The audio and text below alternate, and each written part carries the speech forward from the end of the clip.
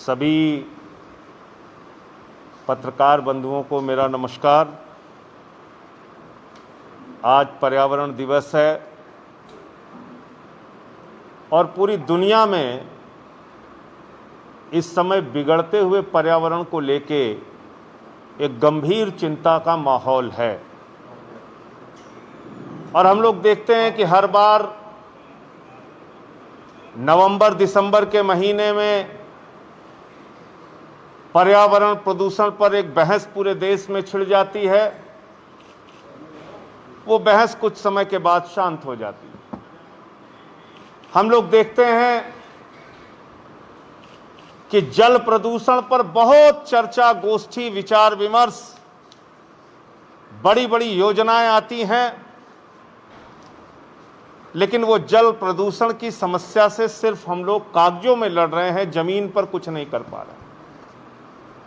और आज पर्यावरण प्रदूषण और जल प्रदूषण को लेके सबसे बड़ी योजना जो नमामि गंगे योजना आई, जो खासतौर से गंगा को प्रदूषण मुक्त बनाने की योजना आई, जो हजारों करोड़ की योजना आई।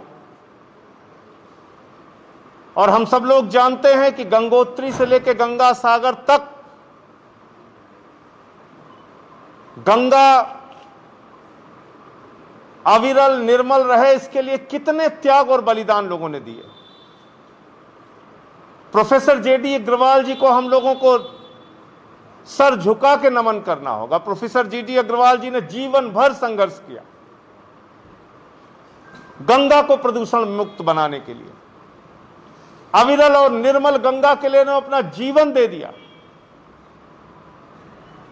लंबा अनशन, 100 दिनों से ज्यादा का अनशन किया उन्होंने।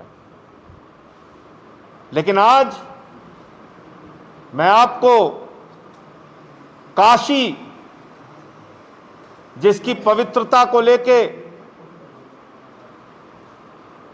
हिंदू धर्म के लोगों में एक मान्यता है कि मोक्ष प्राप्ति के लिए लोग काशी जाते हैं। काशी के घाट का अपना एक अलग महत्व है, आस्था की दृष्टि से, धार्मिक दृष्टि से, और हर काशी में रहने वाले व्यक्ति की जिंदगी से जुड़ा हुआ प्रश्न है।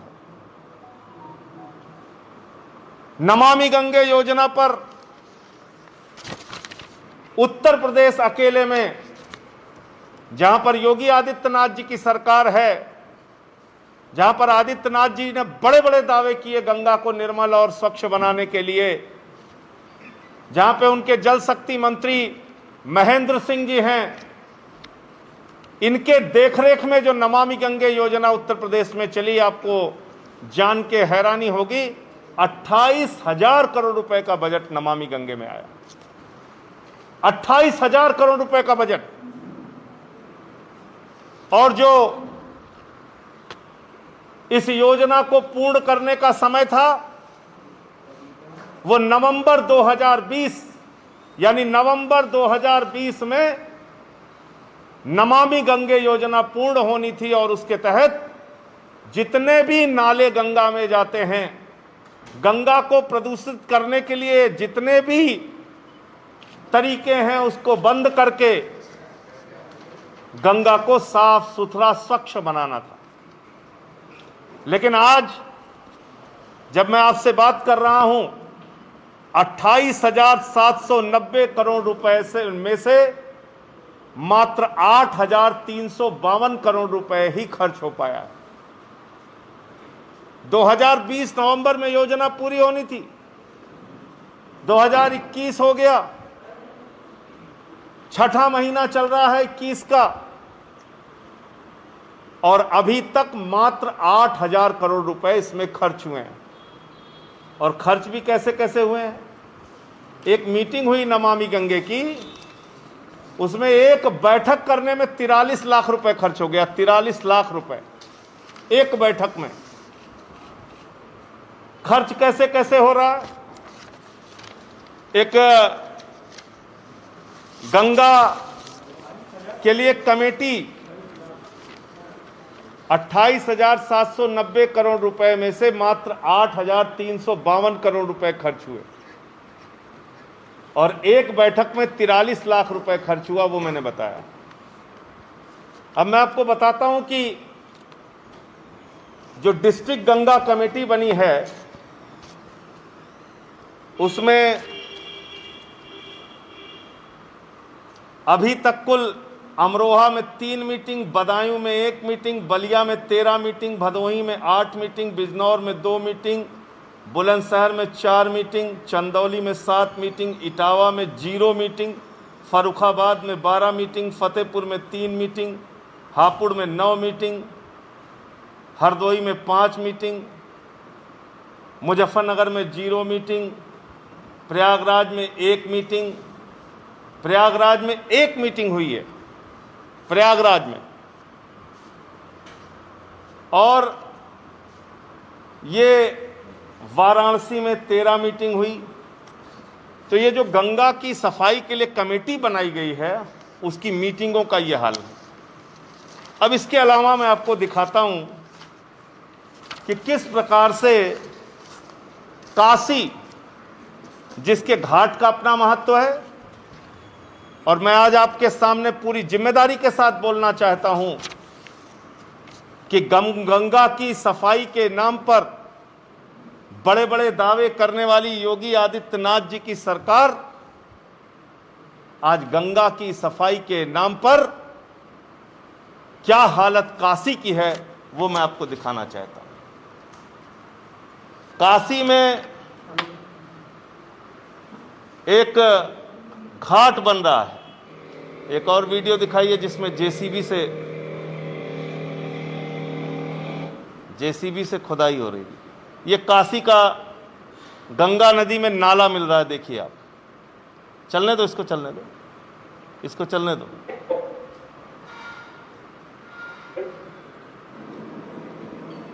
ये नाला है,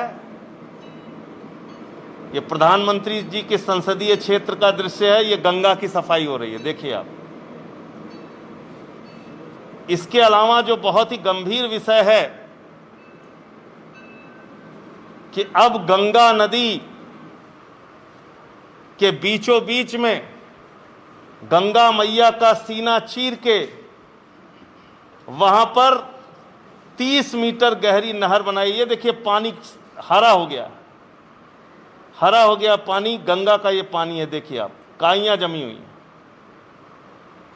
ये काई जमी हुई है। ये काशी का दृश्य है, ये हालत है। अब मैं आपको दिखाता हूं कि कैसे जेसीबी से आपको भयावह लगेगा कि 30 मीटर गहरी वहां पर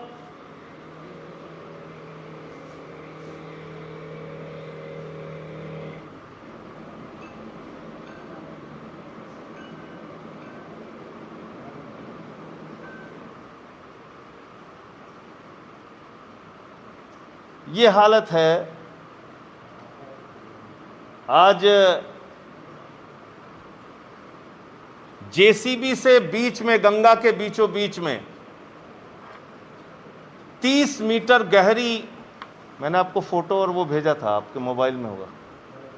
30 मीटर गहरी नहर खोदी जा रही है, और 30 मीटर गहरी नहर खोदने की वजह से जो गंगा घाट पर पानी है, काशी के घाट पर जो पानी है, आज काशी के घाट को गंगा मैया छोड़ देंगी। और काशी जो लोग जाते थे स्नान करने के लिए, घाटों पर जाते थे, काशी के घाट के जो अपना महत्व था वो खत्म हो जाएगा। और इसका व्यापारीकरण किया जा रहा है, गंगा का व्यापारीकरण किया जा रहा है। 30 मीटर की नहर खोद के उसमें बड़े बड़े पानी के जहाज चलाए जाएंगे, उससे व्यापार और पैसा कमाया जाएगा। तो फिर गंगा की आस्था का क्या हुआ? फिर गंगा के प्रति श्रद्धा का क्या हुआ? यह हालत है आज बनारस में। और ये बात मैं नहीं कह रहा हूं, प्रोफेसर वीएन मिश्रा जी हैं, मैं चाहूँगा उनका स्टेटमेंट जरूर सुनिए। बीएचयू के प्रोफेसर हैं, गंगाविद हैं, और उन्होंने बहुत काम गंगा को पोल्यूशन मुक्त करने के लिए किया है, बहुत सारे काम किए हैं। गंगा को पोल्यूशन मुक्त बनाने के लिए ढेर सारे काम। गोमती में जरूर हमने देखा था।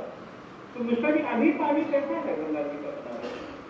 नहीं, वही जो आप जो बता रहे हैं, देखिए हरा है तो वो विजिबल है सारा चीज, तो वो तो ऑब्वियस है, दिख भी रहा है।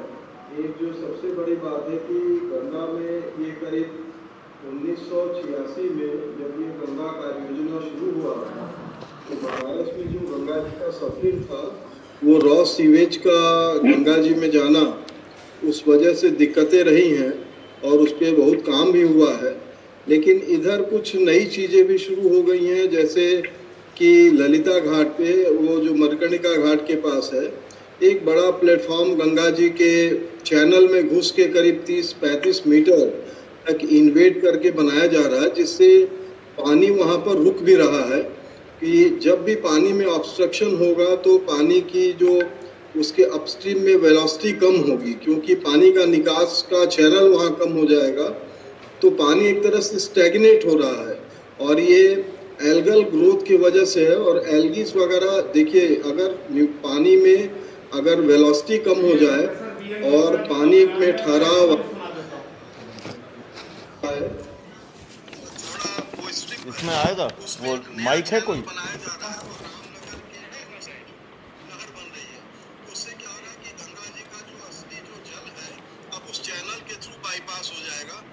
काशी उससे वंचित रहेगा और आने वाले दिन में चूंकि वेलोसिटी पानी की इधर कम होगी तो सिल्टिंग की प्रक्रिया भी शुरू हो जाएगी। तो एक समय आएगा, हो सकता है अगर वो चैनल अगर कंटिन्यू हो गया तो बनारस को गंगा जी एक तरह से छोड़ेंगे और इधर रेत आएगा। बनारस को गंगा जी छोड़ेंगी और घाटों पे रेत आ जाएगा। ये मेरा बयान नहीं है, ये गंगाविद, पर्यावरणविद, गंगा पर काम करने में जिनका पूरा परिवार समर्पित रहा, संकट मोचन मंदिर के महंत प्रोफेसर वीएन मिश्रा जी का ये बयान है।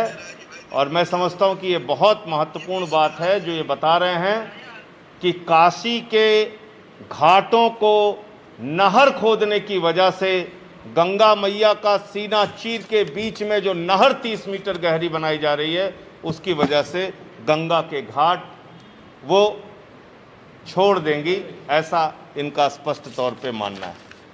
और ये वो तमाम,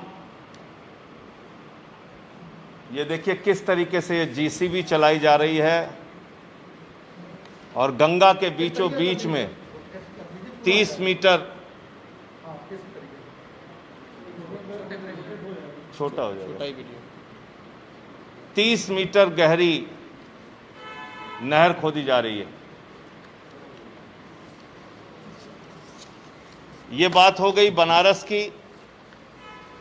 अब बात कर लेते हैं कानपुर की। कानपुर में जहां बड़े जोर शोर के साथ नमामि गंगे योजना की शुरुआत की गई थी और वहां पे हमारे मुख्यमंत्री जी ने सेल्फी लिया था।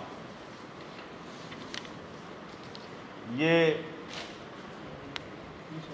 एशिया के सबसे बड़े नाले को जो गंगा में मिल रहा है, कानपुर के अंदर उसको ख़त्म करके वहाँ पे साफ सफाई का दावा करके वहाँ पे सेल्फी ले रहे थे हमारे उत्तर प्रदेश के मुख्यमंत्री योगी आदित्यनाथ जी। और जिस जगह पे वो सेल्फी ले रहे थे, अभी कुछ दिन पहले उनका मैंने एक चैनल पे इंटरव्यू देखा, उसमें वो दावा कर रहे थे कि 14 करोड़ लीटर सीवेज आ रहा था, इसमें सीवर का पानी आ रहा था कानपुर के गंगा में, उसको हमने एकदम ठीक कर दिया, एक बूंद भी नहीं आता अब गंदा पानी। और ये देखिए जहां वो सेल्फी ले रहे थे, अब उसकी हालत ये है कि नाले के सामने ली थी सेल्फी, वहां फिर बह रही है गंदगी। ये हालत है नमामि गंगे योजना की। 32 नाले काशी में बह रहे हैं, गंगा नदी को प्रदूषित कर रहे हैं। और कानपुर में गंगा के अंदर तमाम नाले मिल रहे हैं और गंगा को गंदे कर रहे हैं। और इतना ही नहीं, जो एक काउंट होता है, फीकल कोलिफॉर्म काउंट जो होता है, जो कम से कम 5000 या उससे नीचे होना चाहिए अगर पीने योग्य और नहाने योग्य गंगा को रखना है, तो जहां पर वरुणा और गंगा का मिलन होता है उस स्थान पे ये फीकल कोलिफॉर्म काउंट जो है 7.1 करोड़ है, यानी कि 7 करोड़ 10 लाख है। ये रिपोर्ट है जो चौंकाने वाली और गंभीर रिपोर्ट है, इसको आप वेरीफाई कर सकते हैं। और उत्तर प्रदेश के स्टेट पॉल्यूशन बोर्ड ने हाई कोर्ट इलाहाबाद में बताया है कि गंगा का पानी पीने योग्य नहीं है।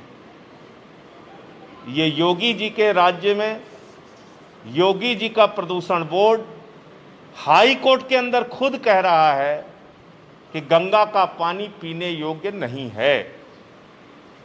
तो आपकी नमामि गंगे योजना का क्या हुआ?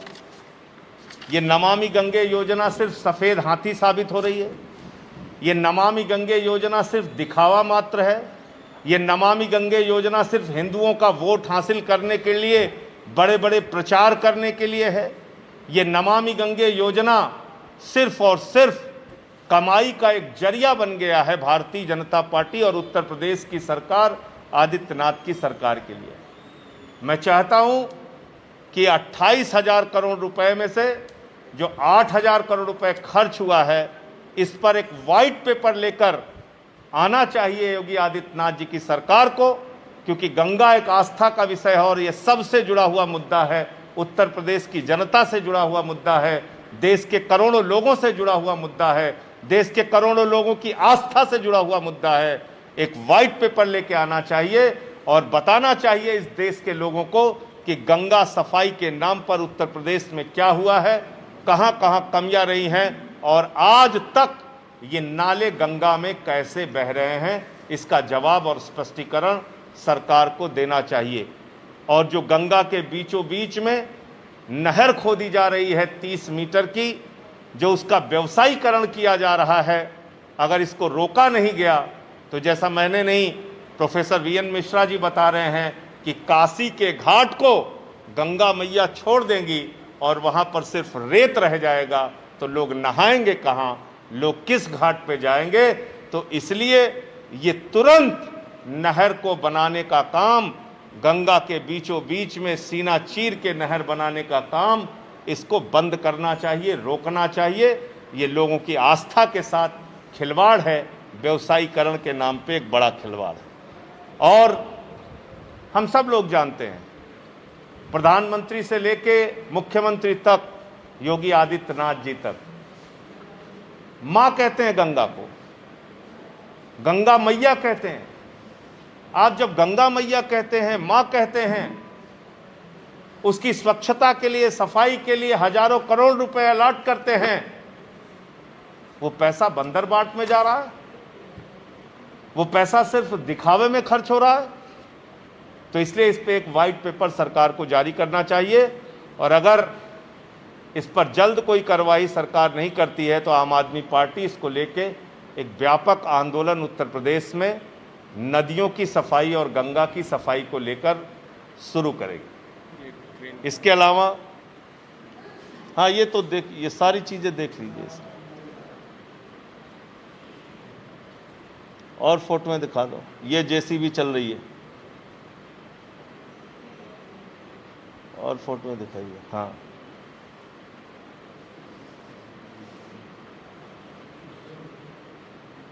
तो ये तस्वीरें और वीडियो मैं आपको उपलब्ध करा दूंगा। तो ये नमामि गंगे योजना की बात हो गई। इसके बाद एक और गंभीर विषय है जिस पे मैं, जेके शुक्ला जी हमारे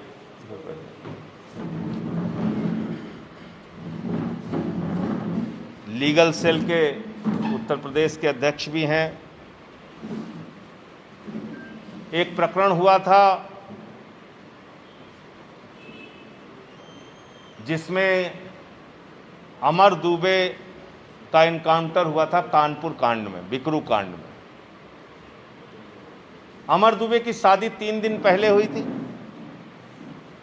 खुशी दुबे से, जिसको गिरफ्तार किया गया, और गिरफ्तार करने के बाद जब मीडिया में खबरें आई कि 3 दिन पहले शादी हुई थी,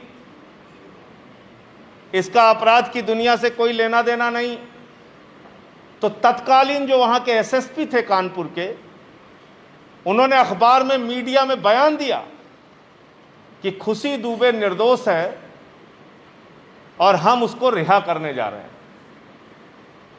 वो पता नहीं, मुझे याद नहीं है 164 का बयान या कौन सा बयान कहते हैं, 164 का।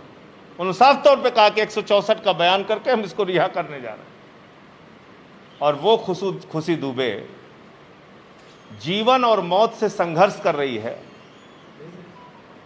2 बार उसको खून की उल्टियां हुई, जिसके कारण से उसको एक बार बाराबंकी के अस्पताल में और अब लखनऊ के लोहिया अस्पताल में भर्ती कराया गया है। अपराधियों के खिलाफ आदित्यनाथ जी कार्रवाई कीजिए। हालांकि आपकी सरकार में अगर अपराधों के आंकड़े देखेंगे तो जबरदस्त तरीके से बढ़े हैं, अपराध रुके नहीं हैं आपके राज्य में। लेकिन किसी को जबरदस्ती 10 महीने से जबरन जेल में रखना, बीमार हो, उसके घर के लोग परेशान हो, उसका कोई रोल ना हो अपराध में, बावजूद उसको जेल में रख के सड़ाना, मैं समझता हूं ये एक प्रतिशोध की मानसिकता है। और इस मानसिकता से ना लोकतंत्र चलता है, ना शासन चलता है। अगर कोई व्यक्ति निर्दोष है, 10 महीने से ज्यादा का वक्त हो चुका है, आप जबरदस्ती करके उसको जेल में रखे हुए हैं, ये ठीक बात नहीं है। और मुझे लगता है कि इस दुर्भावना और प्रतिशोध के कारण जो हालत बनी है, उनके परिवार के लोगों को भी शंका है, उनके वकीलों को भी शंका है कि कहीं जेल के अंदर जैसे दूसरों की हत्या हो रही है, इस खुशी दुबे को भी कहीं मौत के घाट उतारने की तैयारी सरकार की ना हो, इस बात की चिंता सबको है। तो मैं आप लोगों के माध्यम से, ह्यूमन राइट कमीशन से और जो संस्थाएं मानव अधिकारों के लिए काम करती हैं, उनसे अनुरोध करूंगा कि इस पूरे मामले की जांच करा के जो सच है उसके आधार पर कार्रवाई हो, और जबरन किसी को जेल में रख के अगर प्रतिशोध और दुर्भावना के कारण मौत के घाट उतारने की तैयारी है, तो एक बहुत ही गंभीर मामला है जिस पे सरकार को जवाब देना चाहिए। ये मेरा मैं चाहूँगा इस विषय पे जेके शुक्ला जी, जो हमारे लीगल सेल के प्रदेश के अध्यक्ष हैं, वो अपनी बात करें। साथियों, जैसा कि आप लोग जानते हैं, खुशी दुबे पिछले 18 महीने से जेल में बंद हैं और सीआरपीसी में स्पेशल प्रावधान है 167A2 सब क्लास 2 में कि अगर 7 साल के कम सजा है तो 60 दिन के अंदर चार्जशीट फाइल हो जाना चाहिए, और 7 साल से लेकर आजीवन कारावास तक है तो 90 दिन के अंदर चार्जशीट फाइल हो जाना चाहिए। 18 महीने हो गए हैं, चार्जशीट अभी तक नहीं फाइल हुई है। आर्टिकल 21 का क्लियर कट वायलेशन है। हर आदमी को संविधान प्रदत्त लिबर्टी मिली हुई है, उसका पूरा इस प्रदेश में अघोषित इमरजेंसी लगी हुई है। किसी भी संविधान का बिल्कुल हर जगह वायलेशन हो रहा है। आर्टिकल 21 का खुलेआम वायलेशन हो रहा है। जो इस सरकार के खिलाफ कुछ बोलता है उसको आप उठा के जेल में बंद कर देते हैं। हर आदमी की अभिव्यक्ति की आज़ादी, उसकी स्वतंत्रता, उसको कर्टेल कर दिया गया, उसको बंद कर दिया गया है। इसको आप अघोषित इमरजेंसी लग गई है। 18 महीने हो गए हैं, चार्जशीट नहीं फाइल हुई है, उसको अपने आप कोर्ट को संज्ञान लेकर उसको रिहा कर देना चाहिए, गवर्नमेंट को रिहा कर देना चाहिए। आपकी चार्जशीट अभी तक नहीं फाइल हुई है, लेकिन नहीं, आपने उसको जेल में किस दुर्भावनावश उसको आपने बंद किया है। लगता है आप उसकी भी हत्या करा देंगे। अभी एक जानकारी मिली है कि उत्तर प्रदेश के एक ईमानदार IAS अधिकारी सूर्य प्रताप सिंह जी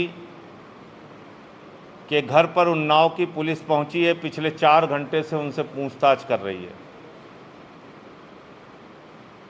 आज ये हालत हो गई है उत्तर प्रदेश में कि योगी आदित्यनाथ जी अपने आप को देश समझते हैं, आदित्यनाथ जी अपने आप को राष्ट्र समझते हैं। उनके खिलाफ कुछ भी बोलना राष्ट्रद्रोह और देशद्रोह है। जिस आदमी को हाई कोर्ट से स्टे मिल चुका है, उस सूर्य प्रताप सिंह को 3 देशद्रोह उनके ऊपर लगा दिया आपने। और उसका अपराध क्या है? उनका एकमात्र अपराध है कि कोरोना की महामारी में उन्होंने सच उजागर करने का काम किया।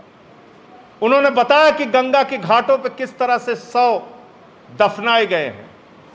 उन्होंने बताया कि गंगा के पानी के अंदर, नदियों के अंदर किस तरह से 100 सड़ रहे हैं। आप इसके कारण से मुकदमे कर रहे हैं, देशद्रोह लगा रहे हैं, FIR कर रहे हैं।